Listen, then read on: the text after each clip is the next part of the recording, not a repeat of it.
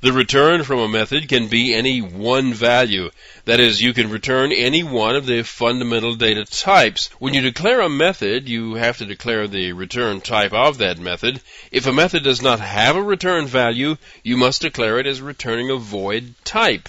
If a method returns a value, you have to have a return statement inside the method that returns something of that type. If you declare the method as void, you can skip the return statement altogether or just use a return statement that doesn't have an argument. You can also return objects of any type, including arrays. It just returns the reference to the object. You can create the object or array inside the method and return it. If the calling program doesn't save the returned reference, or saves it and throws it away later, then the garbage collector will take care of it for you. There was one special sort of return that was added in Java 5.0, the covariant return. The best way to explain this is with an example.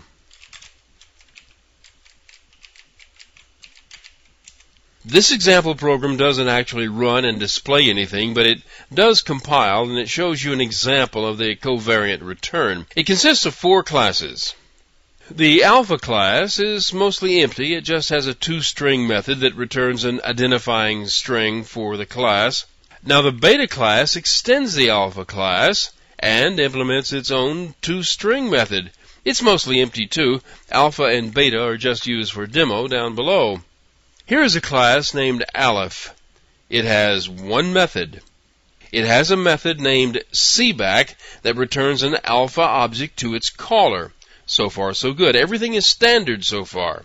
Here is a class named Beth. It is an extension of the Aleph class and overrides the method named cback. But the overriding method returns a beta object, not an alpha object. Normally, when you override a method, you must return exactly the same type of object. But in this case, the overriding method is returning a subclass of the original returned class. That is, the returned object is an object that can be cast into an alpha object, so it fits the requirement of an overriding method. This is what is known as a covariant return. Generally, when one method overrides another, the overriding method must return the exact same data type. This is the only exception, and it was added in Java 5.0.